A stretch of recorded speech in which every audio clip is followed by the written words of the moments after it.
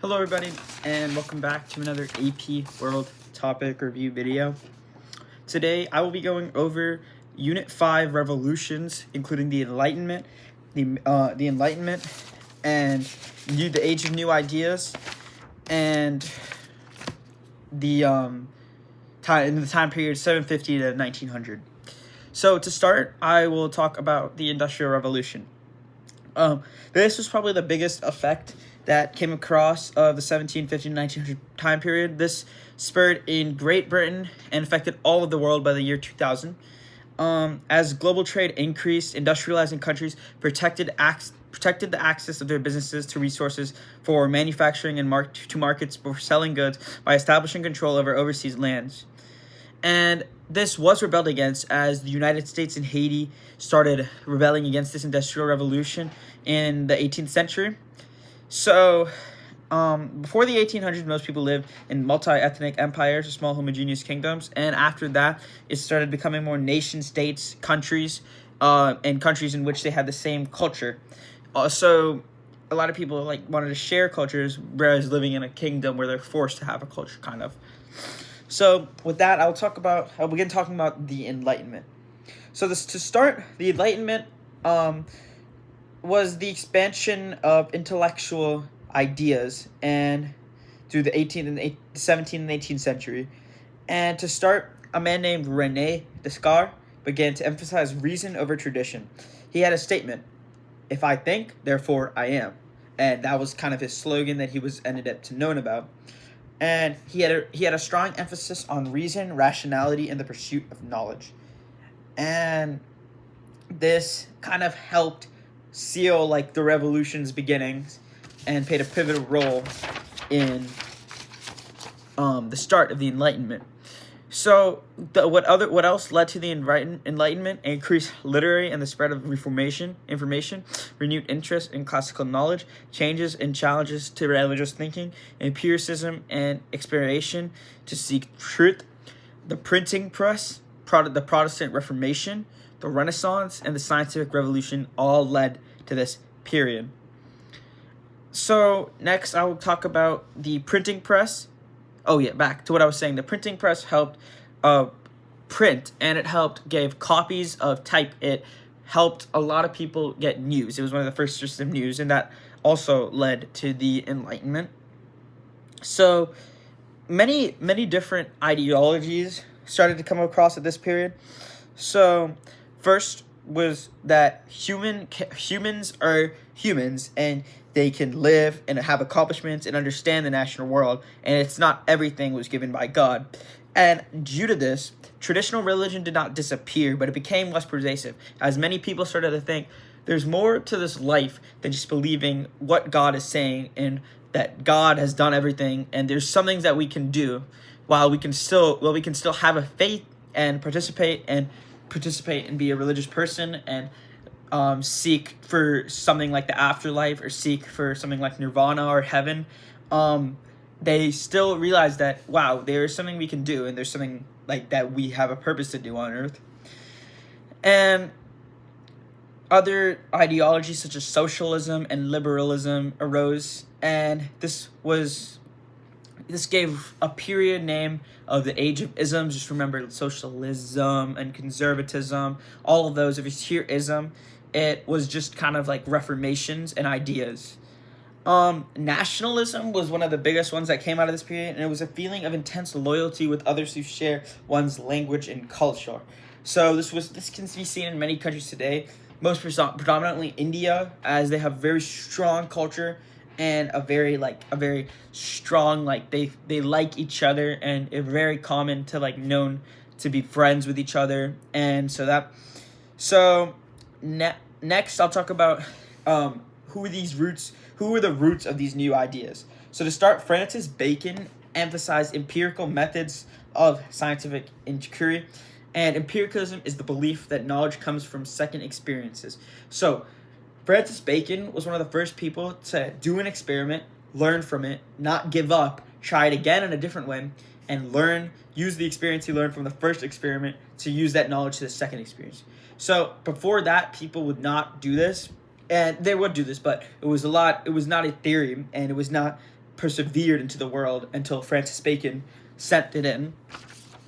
So, to think of memory, Francis Bacon, with the last name Bacon, at first he cooked his bacon and it didn't taste good. Then he added oil, and that's based on his experience. He added oil, and the next time he had bacon, it tasted better. So that's how you can remember empiricism. So next, I'll talk about a very important fundamental part of the United States government and the Enlightenment pyramid, the social contract by John Hobbes and Thomas Locke. And so these two had the idea of it, but it was not until Jean James Rousseau who actually wrote the social contract. So you can remember those three names. And John Locke argued that the social contract implied the right, even of the responsibility of citizens to revolt against the unjust government. So John Locke believed in natural rights. He believed in the right to life, liberty, and the pursuit of property. And he believed that if the government got to a point where they were hurting these rights or they were infringing on them, that the citizens had a right to revolt. And this is not really seen in any government, but it was a very fundamental way to think about, wow, we have rights, we have things to follow, but there are consequences if there's consequences if we don't follow what we're supposed to. There's consequences if the government doesn't follow what they're supposed to. So a very vague system that is very important today. He wrote concerning human understanding, and he also assumed that children were very influenced by the world, and it's kind of like self-explanatory, really. As you were born, you don't think you have anything, you don't have any opinions, but as you grow in the world, then you become more knowledgeable. So that was John Locke. So next, I have Thomas Hobbes, and he argued that people's natural state was to live in a bleak world which was brutish, nasty, and short. He believed all men are evil and selfish, and he believed that these social contract, these laws needed to keep them in order. So really just Hobbes believed in like evilness and men and selfishness. So pretend like Hobbes was a selfish person, he wrote about himself. And John Locke was just like, I think that we have these rights, and if they're taken away, we can infringe and we can take over what we don't have. So yeah, that's that. Next on to go with one sec. I apologize, I needed to drink some water. So next we have the philosophies. And this came across in the 18th century. A new group of thinkers and writers who came to be called philosophers explored social, political, and economic theories in new ways. And they found that They found that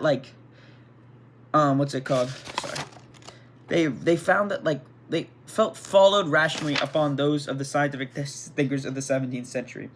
So just think of philosophy: Thomas Jefferson, Benjamin Franklin, and Adam Smith, several other French thinkers. And another importance to the writers of the new constitutions in France, a man named Baron Montesquieu, and he wrote about the spirit of laws. And this is the fundamental for how the U.S. government is today with the separation of powers. So Montesquieu, he thought that the British government use of checks on power because it had a parliament and a prime minister. So the parliament was able to protect the prime minister, and that's kind of how it looks in America today, with an executive branch being able to check the Congress and check the federal judiciary. If you took government last year, you probably know this stuff. So separation of powers and checks and balances was Baron Montesquieu's main theory. So a man named François Marion, he was named Voltaire, and he made a satire, which was a genre back then, called Candide. And he strongly advocated for civil liberties and conflict in the member of he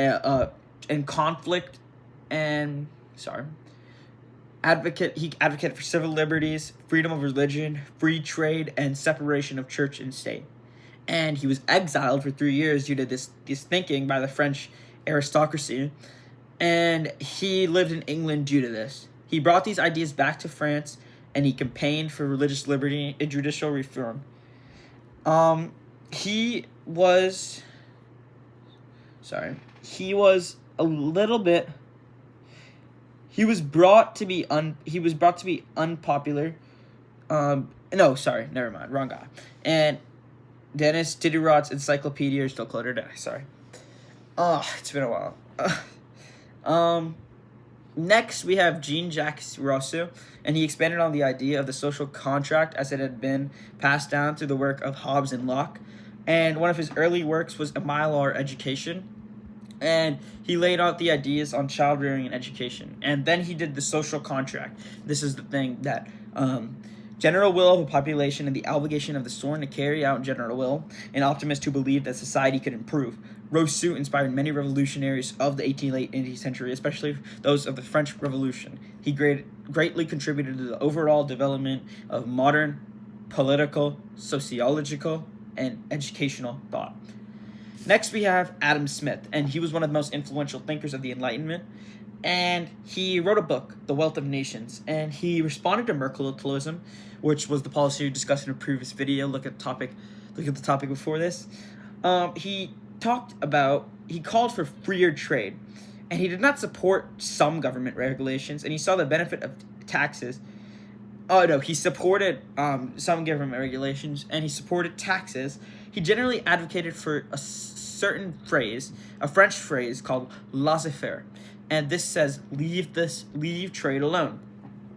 And this is kind of like an economic theory in which that the government should not have any little intervention on the country's economy and the economic policies. And his ideas provided a foundation for capitalism in which this is an economic system in which the means of production, such as factories and natural resources, are privately owned and are operated for profit. So, with that, those are the most influential thinkers you have to remember. Just go back and look at your packet, and you can see, just go down the sections and just see what's bolded and what they wrote, because that's important. Next, we have deism. Deism is just a belief in which God set natural laws in motion and do not interfere with everyday life.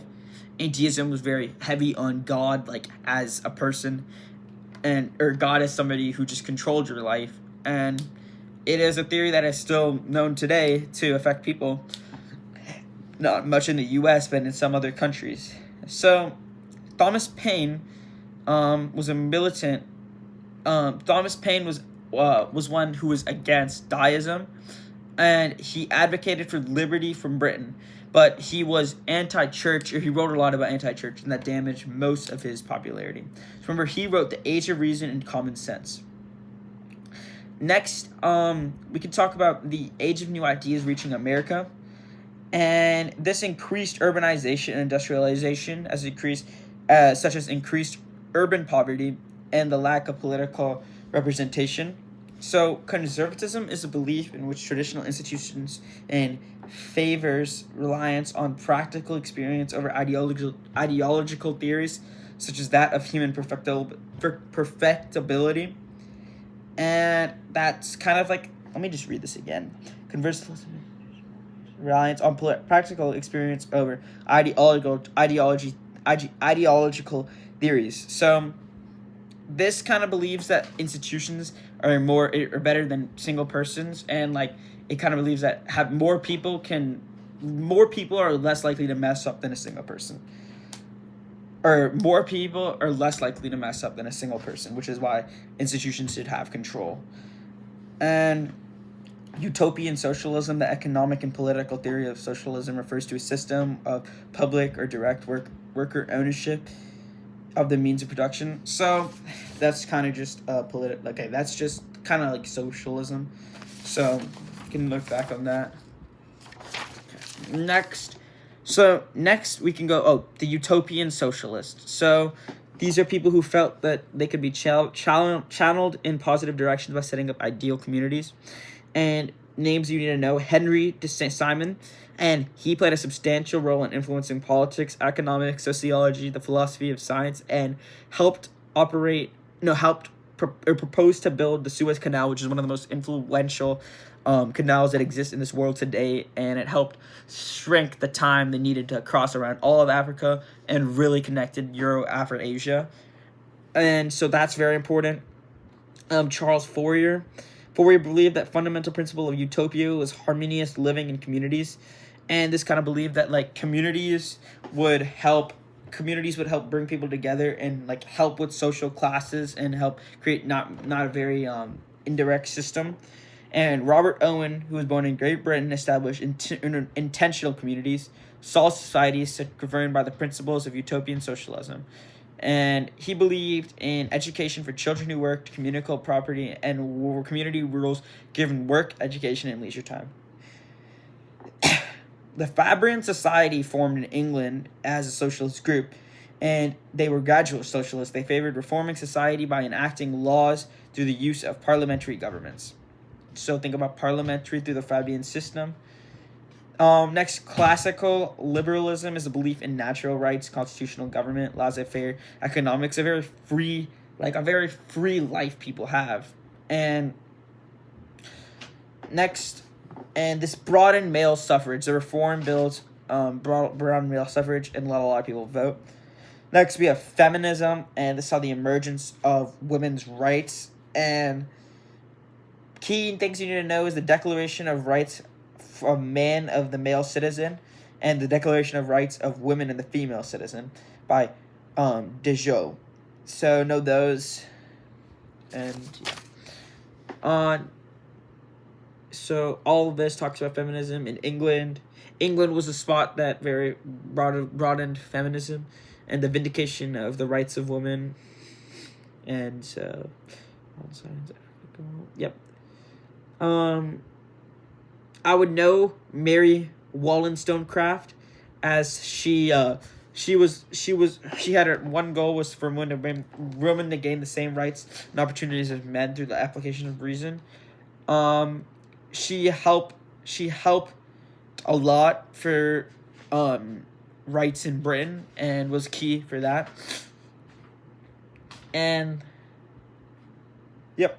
Next, in 1848, in Seneca Falls, New York, activists gathered to promote women's right and suffrage. In the convention's Declaration of Sentiments, organizers Lucretia Mott and Elizabeth Cady Stanton declared all men and women should be created free and equal.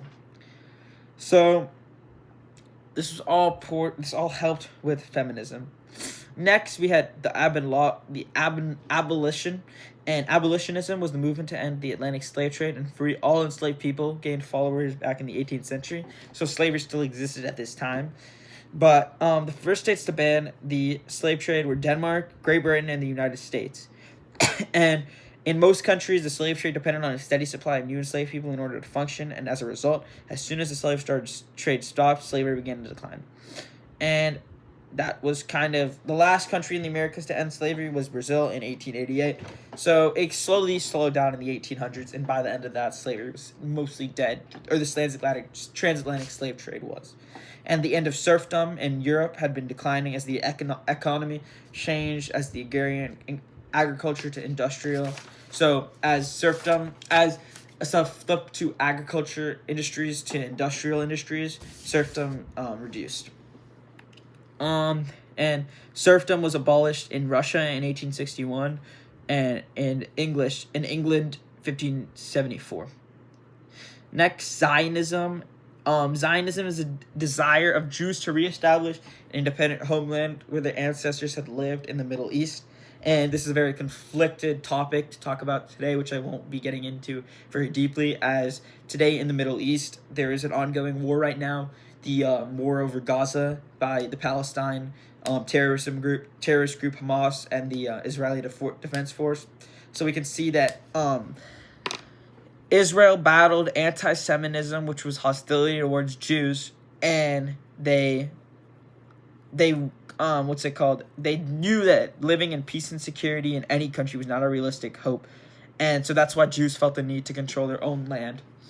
So that's why Israel is so important today and is so conflicted over. And next, support for Zionism increased after a scandal in France known as the Dreyfus Affair.